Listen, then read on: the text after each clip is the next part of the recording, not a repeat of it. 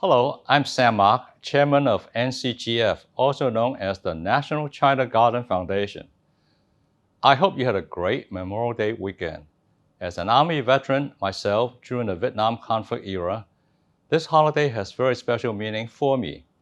Let us not forget why we have this national holiday and remember forever those Americans, especially Asian Americans, who made the supreme sacrifice to protect the American way of life and freedom.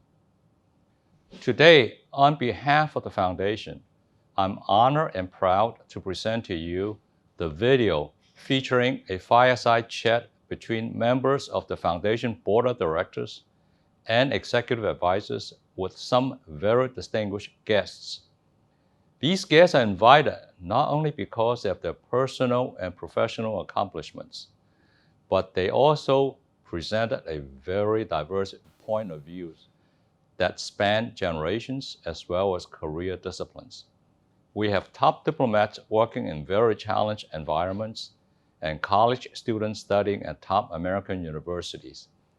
We have university president elected officials. We have early career professionals in very high profile jobs and entrepreneurs dedicated to serve this community on a pro bono basis. Our board of directors also reflected a cross-section of America, from senior executives with global companies to self-employed successful businessmen. Half our speakers are women. They will talk about the double challenges of being a female in the professional world and how to juggle work and home life balance. Most important, all these conversations involve an Asian Pacific American Islander perspective or texture. These individuals like Asian Pacific American Heritage celebration every day of their life, including African Americans who interact with our community a lot. The first part contains extracts and highlights from 7 dialogues. It is like the Cliff Notes or abbreviated version of each full dialogue. NCGF is glad that you choose to spend time with us and express an interest in these cultural issues. That's what NCGF is dedicated to promote and committed to facilitate.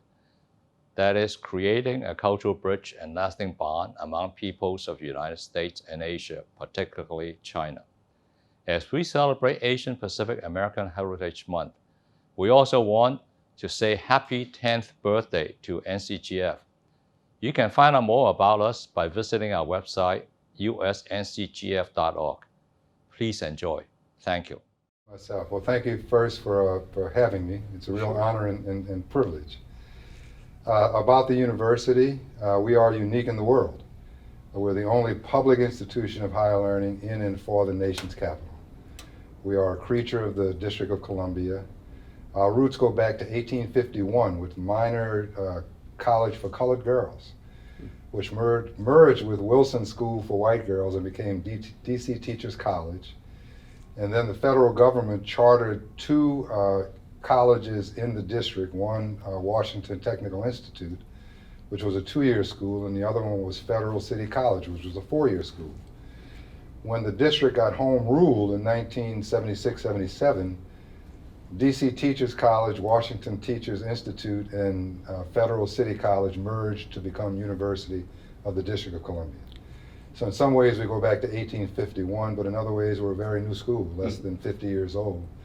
And so we've been creating the kind of institution that we think will be a model for the future of higher education, because we are one entire talent production pipeline under one accreditation umbrella. You look at us as the entire system of higher education for the District of Columbia. We do workforce certification, which connects to associate's degrees, which connects to bachelor's degrees. And we're building pipelines with multiple credentials that are seamless and multiple on and off ramps, so that a student can come to us, depending on where their highest level of potential is at the time, get a workforce certificate, but also the light may go off and they can end up with a PhD. Wow. So first, I guess, can you tell us a little about the Asian community here at UDC, your faculty and your students? Sure. So we're technically an historically black college and university. But unlike the original 105 that were written into the Higher Education Act of 1965, we are actually a congressionally mandated HBCU. So we don't have the usual demographics. For example, we're only 60% African American. We're 10% international, and then we're 30% other.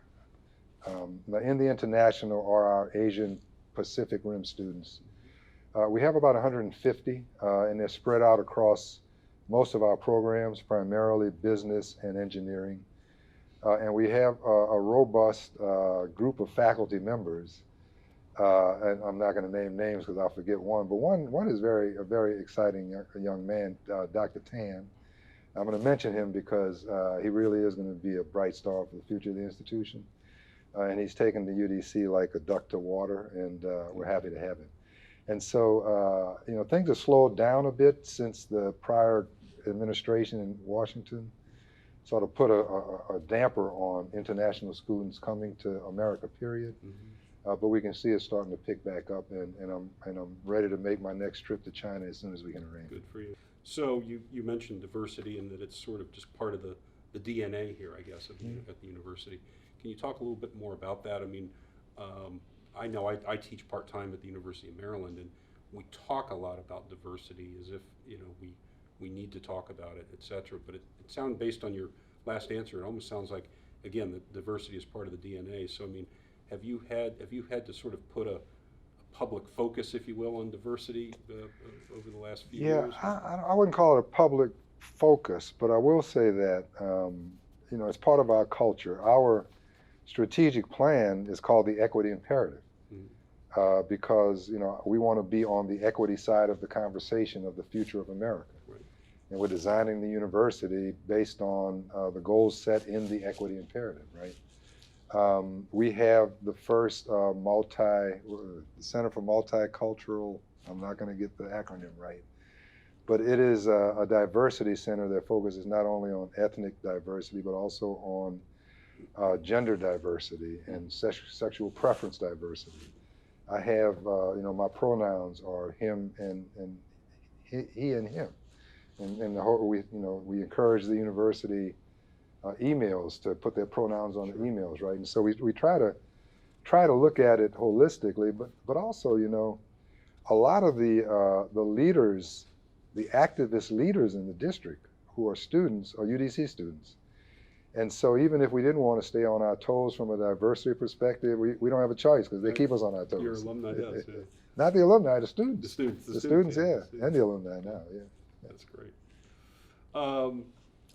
So to that end, what would be your advice and counsel to young people when they say they're interested in bettering cross-cultural relations and working to build a more diverse America or a more diverse District of Columbia? So it's like the conversation we were having earlier. Governments are one thing and people are a different thing. Governments tend to have different conversations from people one-on-one. The gardens that you all are putting together, right, that is a China-America cooperative initiative, right? Despite what's going on at higher levels of government with trade and those sorts of things, right? And if you break it down even more, when I walk across campus and I see a Hispanic student with a Nigerian student, with a student from China and a student from Saudi Arabia in a group talking to each other as individuals, that conversation might start at UDC, but if it works the way it's supposed to work, it'll continue beyond UDC and even beyond their children. And I think that's how you build a recognition that at the end of the day, we're really just one race, and that's a human race. And the more we understand and recognize that, I think the better off we're all going to be. Absolutely. Yeah. Touche. Looking beyond UDC, what do you like most about living and working here in Washington, D.C.? And I know you told me earlier you literally commute to your job by foot. You come to work on foot, so you live very very close to the university here. But what do you like living and working? What do you like about Washington, D.C.? I live 2 blocks from here. So my wife and I are in a debate, and I think I'm going to lose it, about where to retire. She wants to retire in the district. We don't own a car. We walk everywhere, and when we can't walk, we'll Uber, and that suits us just fine. The museums here are mostly all free, not all. There's a great theater environment. You meet great people like Mr. Sam Mock over here, who is a good acquaintance and friend to have, and he introduces you to interesting people around, and a lot of interesting people to meet. But at the end of the day, DC wants to be a model urban community that's sustainable, resilient, and equitable.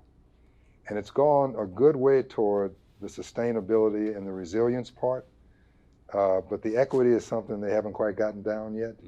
And I like being part of an institution that's part of a process that's bringing the equity to the equation that the district says it wants to solve. So I visited lots of places actually. For example, in Missouri, I participated a event where lots of researchers were celebrating the life of Edgar Snow. You must know he is a very famous journalist, Western journalist, who visited the area that were governed by the Chinese Communist Party in the 1930s. When so what they told me is, Western journalists could change the view of the whole world if he told true stories about the Chinese Communist Party and China as a country. And for example, in Iowa, the farmers and the ranchers told me that they do not want politics to stand between China and the United States. They want to do business with China. And in Utah, I met a group of pupils participating in the Chinese English immersion language program. And they told me that the reason why we want to study Mandarin, because we will be able to make friends with 1.4 billion people. Oh my gosh, I love it. Yes, one of the little girls told me exactly what I said just now. Yes. And you know what? Even in Houston, Texas, when the Chinese government chartered aircraft came to take back our colleagues used to work in the Consul General and their families, the CBP officials told them, please come back soon. Oh, yes. Oh my gosh, that's heartwarming. But I think that's the power of the people-to-people relationship. Yes. So as things are cold up high, just those human connections, I think make such a difference, which, brings me maybe back to the China Garden. And really, this goal and this dream we have of building this garden so people can really understand the beauty of China and the people and the culture. And so just any thoughts on that also potentially being a bridge that can hopefully, when you think about in DC, people from all over the United States come to DC to hopefully have that as a potential bridge. Any thoughts or words of wisdom on what we can do to make sure that is the goal and objective there? Well, we touched upon a little bit about what a diplomat or what a sovereign government needs to do to defend its national interest. I don't know if you have a similar saying in the United States. In China, we say it is implied not to return favors, right? Yes, so when our consulate general in Houston was forced to close, we had to show our respect to the slogan of reciprocation by the previous U.S. government.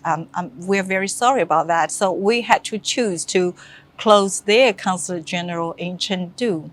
Nobody wanted to see that. Nobody got anything from this, but this is what we had to do.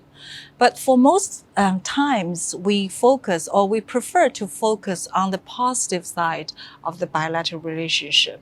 We do want to bridge builders. Right. So you mentioned the National Garden Program. I think this could be an extremely, extremely good example of helping people in different countries to understand each other better. Yes.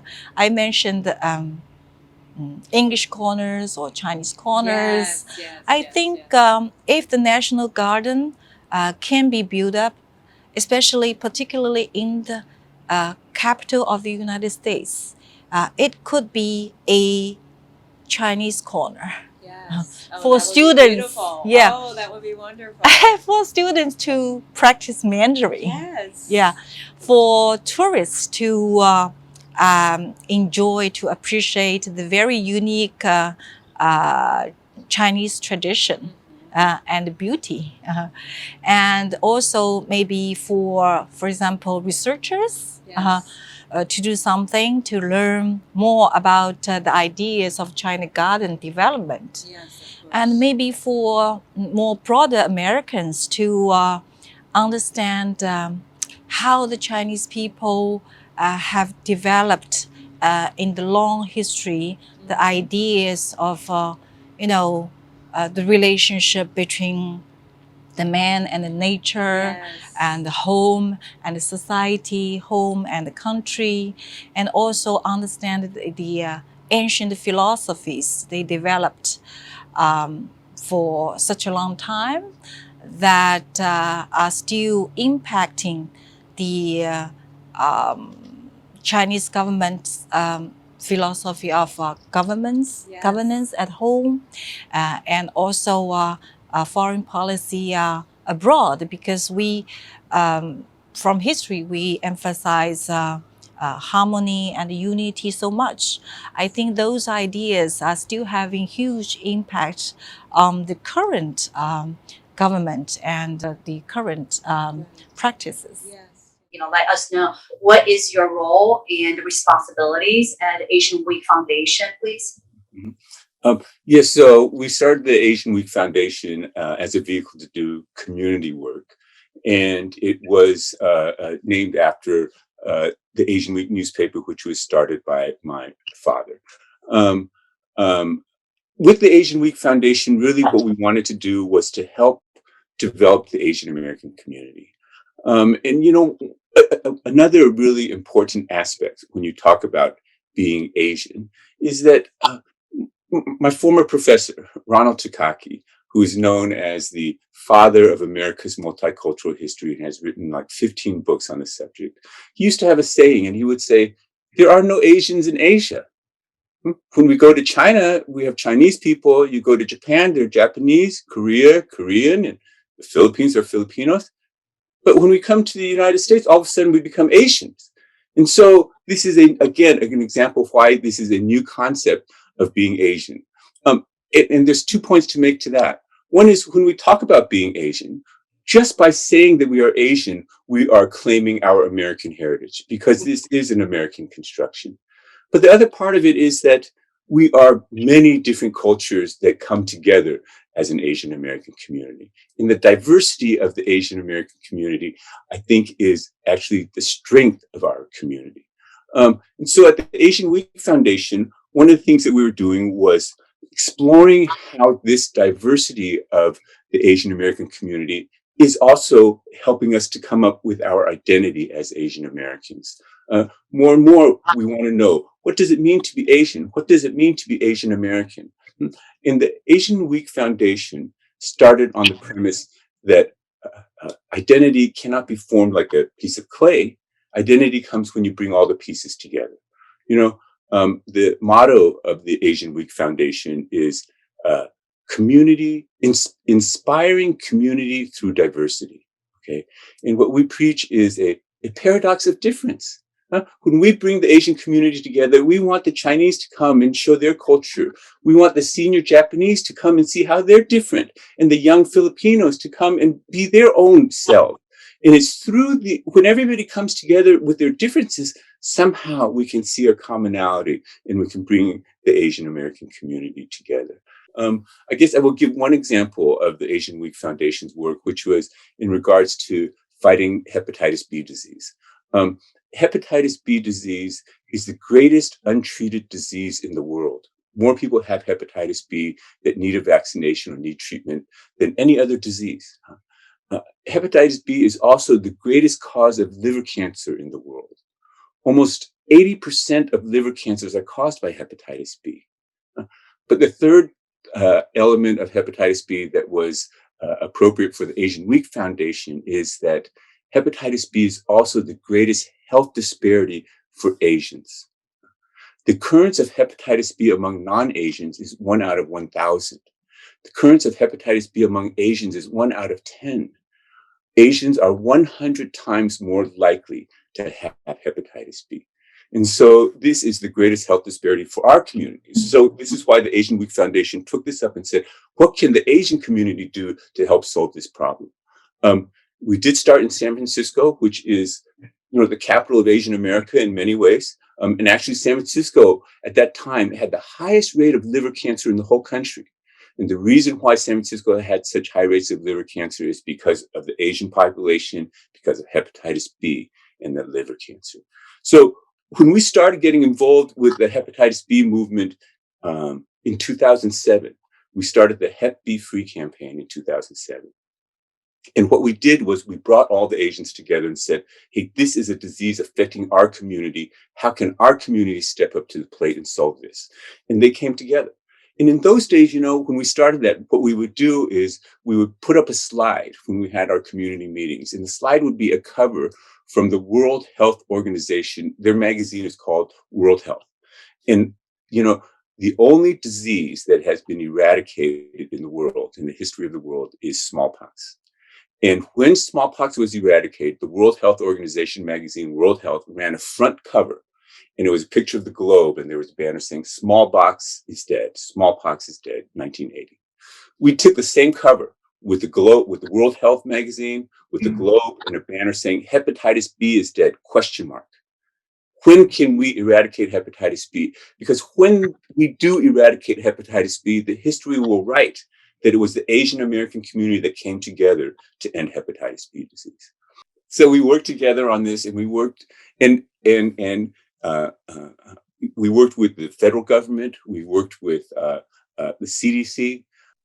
Today, the CDC, the United States Centers for Disease Control, and the World Health Organization have declared that they will eradicate hepatitis B by 2030. Okay. And so we have gone from not even recognizing this disease to eradicating this disease. So we are on our way. And this is just an example of how these Asians came together to make this happen. Again, I'm a community organizer. I didn't know anything about hepatitis B disease. I don't know anything about medicine. But when the Asian community came together, they were able to do this. And so it's just an example of the power of the Asian American community when we do get together. Ambassador Bad Rising, do you have any thoughts or advice on how young people in particular could work to help strengthen U.S.-China relations? U.S.-China relationships are evolving, right? And again, I will touch upon the importance of national interest. China is becoming a bigger, but I would like to mirror this question against how Suriname and China and how young people helped to build that relationship as well. I mean, there's one level when we talk about state-to-state relations, but this specific question, I think, relates a whole lot to people relations. In Suriname, for instance, you have what they call friendship committees. Right. Suriname-China friendship committees. We have, for instance, the opportunity for young people, but also people within the public sector, that they can be engaged in student exchanges, academic exchanges, and also cultural exchanges. Right. That basically goes back to the question that you asked earlier, and that is, how do you make sure that you can understand the culture of another country? This might be a good way as well, being open-minded for the cultures of other countries. That's great. And just that I know you for so long, and I'm one of the people that always drag you, try to ask you to run for office, because we saw the talents in you right away. You From the did. beginning. And you did, and then you decided to run, and you won the first time, and you beat some incumbent. That's a big deal to the community too. I know it's for you, so we're very proud of that election. So it's one more coming up, the next the election next year. We will continue to support you anyway. That's good. Thank you. You're right. You were one of the community leaders who strongly urged me repeatedly to run for office. At first, I laughed it off and say, that's not for me. But over time, I realized that my kind of voice would be important. So thank you for your encouragement. Yeah, so now you are the state delegates from District 15 of Montgomery County, and Yeah. represent the state of Maryland. So please share some of your personal experience that inspire you to pursue the career of the politics. Well, that's a long story, but as you realize, Larry, even though Asian Americans are a fast growing community and we have been making great marks on many fronts, but politics is the last frontier, partly because many of us are immigrants who grew up in other cultures and political systems. We did not grow up in elective democracy. That itself is a new concept that many people still don't understand. And we also don't see ourselves as an empowered people where we could voice our concerns and expect the changes to happen, right? We didn't grow up in that kind of environment to be encouraged, to vocalize and to push the boundaries, to make changes ourselves. We were taught to follow the rules. I grew up in a very vertical, top-down kind of culture, right? Not to mention the entirely different political system. So it's a long learning curve. Plus, you spend first 10, 20 years struggling just to get by, voting and running for office is sort of the last thing you would think of.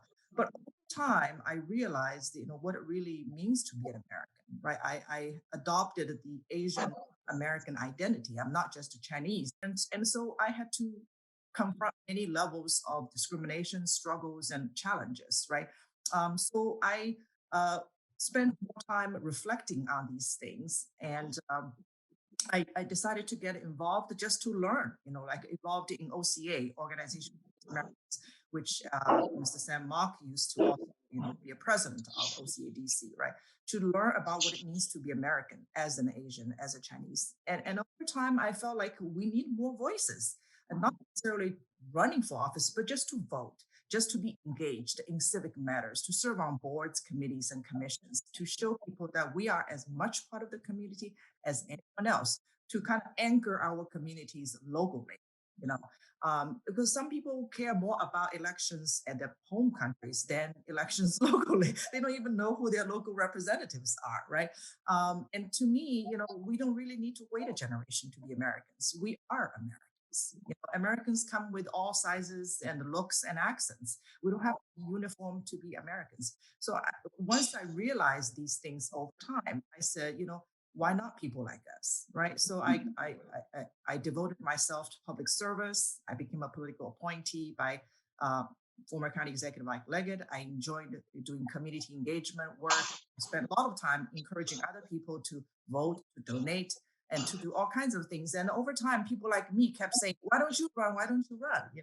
Yeah, and I said, okay, if no one else will step up, then somebody has to do it. Even though you are the only Chinese American in the House, and Susan Lee and Karen Lam, they both senator now, but they used to be Yes. the They delegates used to to be in the House, right? the And House. they did a But great job. That was how they yeah, got elected to the Senate. Yeah. but they both born here, right? You're the only one that born overseas to be Yes, delegate. I am the first Chinese speaking and a Yeah, Chinese born that's a legislator. that's a big deal too. That's another significant there because the American born, they grow up here, they know that. But you came from overseas as an adult, and then you adapt to that, and you can be the state delegate. That's a to me, it's a big deal. You know, Larry, I think you hit a very important point, which was because I speak English as second language and I share the same cultural roots with a lot of Asian immigrants. When I ran in 2018, my campaign helped unleash so much new energy. So many people told me I had never voted before, but because of your campaign, my whole family voted or my whole family voted in the primary election. I said, I don't care which party you register, but register for a political party. Exactly, exactly. Out of Maryland's primary election, don't register for a political party. Right? Yeah, that's the thing about Asian American as Chinese American too. People don't tend to go to vote, and I'm same thing. I encourage people to register to vote. I said we don't care whether you vote for Republican or Democrat, but at least you have to register to vote. That's Otherwise, right. Be we are relevant. not. Yes. Yeah, they don't see on the data that many. We have that 15% of Asian American in the state, but how many people that register to vote is more important. That's right. Yeah.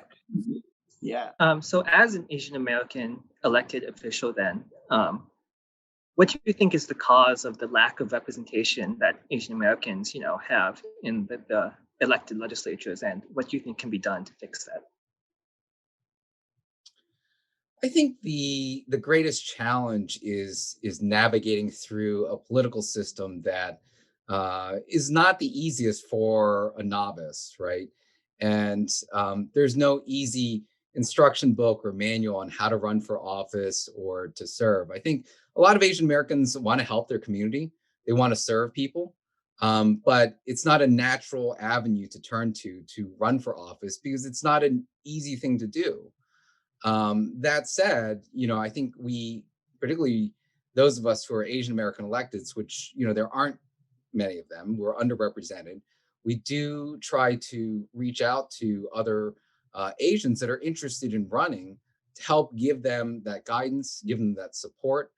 We recognize that we had so many from the Asian American community that supported us for allow us to first get elected into our roles, that it's really a way to be able to pay it back to our community and to inspire the next generation of leaders to serve in these positions. And we think it's particularly important so that we're not the ones that we're just blazing a path for others to be able to continue along this journey, and recognizing that at some point, with enough support and resources and inspiration, we will see our Asian American community have the level of representation that they've earned and deserve in these legislatures. Awesome, thanks. Yeah, now I'd like to, ask a few questions about, I think, sort of current issues that really face, that Asian Americans are really facing right now and are really troubling for some of us. So given COVID-19's origin, in China, and, the fact that that caused a lot of racism towards Chinese Americans, what do you think that sort of individual, AAPI citizens can do against racism? I know that, Andrew Yang, who's a prominent American politician, not elected official, had a very controversial statement where it's like Asian Americans need to act more American than even regular Americans. And, that had a lot of controversy. What's your take on this issue? So I think for us, it's important for us to speak out and to voice our concerns. It was interesting because with all of the recent um, uh, reports of discrimination and hate and bias and crimes against Asian Americans as a result of the heightened political rhetoric during this pandemic, we've seen our Asian American community mobilize. It's one of the rare occasions where we've seen really the whole community come together and galvanize in opposition to these incidents that we are seeing. Just a few weeks ago in my district, we had a large rally that was organized by Asian Americans, that was well attended, even by members of the community who were not Asian American. And they stood with us. And I think that was particularly inspiring because oftentimes, culturally, we're not ones to speak up, that we, are more reserved and are not necessarily ones that will ask for help. And so we as a community now seem to be turning a page in our willingness to be able to come together, to speak out as a community, to oppose the violence and discrimination that we were seeing, and to make our concerns public. And so that I think is a big step for our community. We haven't seen that in an organized way or effort in recent times. But I think it's an important first step because it's important for us as a community to recognize that there is a real concern here, that we are not going to stand silent as these incidents occur, that we also alone cannot solve this problem, but we need to work with the broader community, with other ethnic groups, and even non-Asians, to be able to push back and voice our concerns, and to have greater programs and services and funding to be able to safeguard our community and prevent them from occurring in the future. All of that starts by recognizing that there's a problem and that we need to speak up and report these incidents when they occur. And so I think we've taken as a community many good first steps. We just need to keep that momentum going. It's unfortunate that it takes incidents like these and this heightened political rhetoric to be able to bring the community together. But I think this is an opportune time for us to speak with a unified voice to make sure that these types of incidents don't happen again. So, Elisa, thank you for joining us. Thank And, you. and for our first question, I was wondering, could you just share a little bit about where you grew up and how your Asian American heritage kind of affected your childhood? Sure. So my name's Elisa Law. I grew up in the Silver Spring, Maryland area, and I am the proud daughter of Chinese, Vietnamese refugees. So that has had a big impact in my life. I was wondering if you could talk a little bit about what sort of like a day in the life on the Hill looks like as a congressional staffer. Okay. So a typical day is very long and hard, but it goes by very quickly. So we kind of start our day. I mean, the speaker is known to be the hardest working person in Washington, D.C. I definitely think she lives up to that name. She has a lot of energy, so it takes a whole army of people to keep up with her. So I am her special assistant, and I actually kind of am her body person, so go around with her everywhere. With COVID, we're doing a lot of virtual meetings, so we kind of start our day with lots of virtual meetings, and then we figure out what the vote and debate schedule on the floor is. And then we kind of go from there. There's probably multiple vote series in a day, lots of debate on the floor about different legislation that's happening, running around a lot, making sure that I'm kind of two steps ahead of her, so that our day goes smoothly and keeping us on schedule. And then I'll be on the floor with her for votes, which is a little hectic sometimes. So the most memorable moment that I've had just recently, especially given AAPI Heritage Month, I felt so honored to be at the White House on Thursday for the bill signing that President Biden and Vice President Harris participated in for the COVID-19 Hate Crimes Act. It was a bill that encompassed all hate crimes act, but very, very much focused on the rise in anti-Asian American hate that's happening right now in the United States. I felt very special to just be in that room among so many lawmakers. There were actually families of people who have been victims of hate crimes. So it was a big honor to be there, especially in May of all things. So the big thing that I took away from that was in that same room, maybe 2 years ago or 1 year ago, there was the start of a lot of anti-Asian sentiment from a very powerful podium, and to come back a year later and see President Biden actually signing into law that we would unite against hate was very special. Wow, it does sound like a special moment. Do you have any other events that you've been taking part of as part of Asian American and Pacific Islander Heritage Month that the speaker may be taking part of, excuse me, as well? Yes. So the speaker has a very, very diverse district in San Francisco, lots of Asian Americans in her district. So we've been very, very aware and sensitive about all the anti-Asian hate that's been happening, especially in San Francisco, but all across the United States.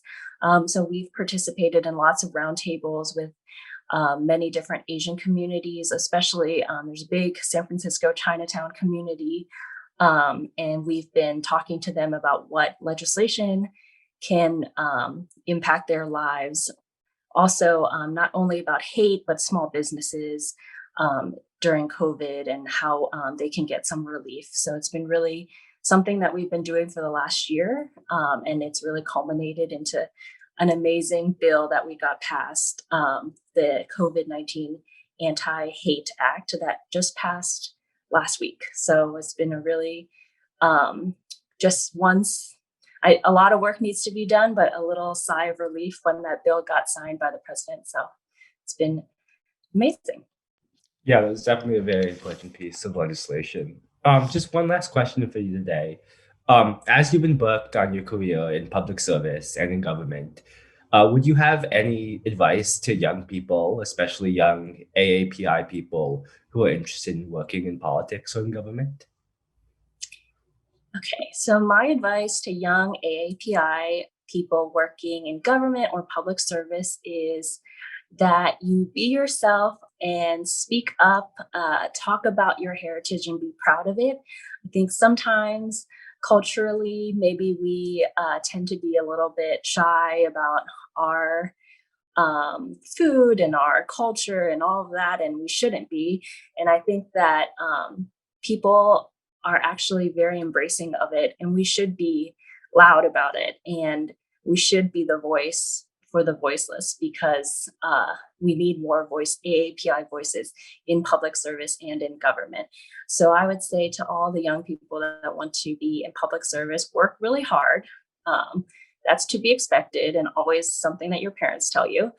So do work really hard, stay long, stay late hours, and but really speak up when there's something that you feel strongly about, because that is a voice that needs to be heard throughout government.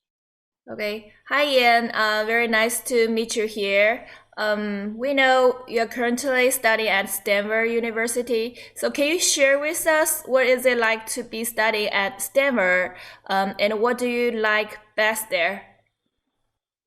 Yeah, Stanford is amazing. The campus itself is beautiful. The weather is really nice all the time, and the people there are absolutely fantastic. They're some of the most brightest, driven individuals I know. Everyone is incredibly smart and really driven by a desire to, make and build and really create something meaningful, which is great. So everyone I know there is really driven by something, I think, which is not something you find in a lot of places. But they all have goals and are working really hard to achieve it there. So yeah, the people are definitely the best part. Nice. And what do you like the best there? I think it's definitely just the general atmosphere of innovation. People are always, innovating and are super excited about sort of new possibilities in technology, in the arts, in the humanities, everywhere. And I think it's really just a hotbed of innovation. It's really the place to be if you want to create something new and really look forward into the future. Nice. Thank you. Thank you, Ian. Thank you for your participation. Oh, hi, John. Very nice to meet you here. So here I have a couple questions to ask you. So number one, which colleges were you admitted to, and why you picked Yale finally? Yeah. Well, thank you, Tracy. It's so nice to be here. So, when I was looking at colleges, for me, it was really about finding the right fit. And for me, I really loved Yale just because of the community. The people were really amazing. I felt like there was a lot of support in terms of Yale has sort of like cultural houses, like there's an Asian American Cultural Center, the African American House, La Casa for people who identify as Hispanic. And so there's a lot of cultural support, and there's a lot of really strong community building. I also was admitted to Harvard and Stanford. But for me, even though those schools may theoretically be ranked higher, I think it's really looking not at the rankings, but about where you can be the happiest and where you can really make the most of yourself. And I think that's something a lot of Asian American kids, maybe when they're in high school, they kind of get wrapped up in, like who US News or some other news organization says is one or two, or, like whatever. But at the end of the day, like a couple of numbers doesn't really matter because you can get a great academic experience anywhere. And it's really about finding the place that really makes you the happiest, I think, and really lets you maximize your own potential. And so I would just say, to anyone who's applying to college, who's in high school and looking at colleges, stay away from those lists. They're not any good for you. It's really about, you like doing research on the school you want to go to and making sure that like personally it's the right fit for you. Awesome, awesome. So what are you studying right now as a major, and why did you prefer that subject? Yeah, so right now I'm double majoring in political science with a focus on international relations and history with a focus on European history. Um, I'm really interested in Europe as a whole. That's something that was one of my interests in high school. I think culturally and politically, Europe is a very interesting place to study. And so I do a lot of work with European politics, specifically with the United Kingdom, and also looking at Northern Ireland and the continent as well. For me, I've always loved political science and history. I just think those are two of the most interesting topics. I was never really like a STEM kid. I didn't really enjoy math or like physics or any of those other subjects that much. For me, it was always about reading and writing. Those were the things I liked to do. And so when I got at Yale, Yale has some of the top history and political science departments in the country. And for me, if I had that breadth of experience in terms of tenured professors and some amazing classes to take, as well as in an area that I was really interested in, to me, it was a no-brainer to sort of study those two things. Nice, cool.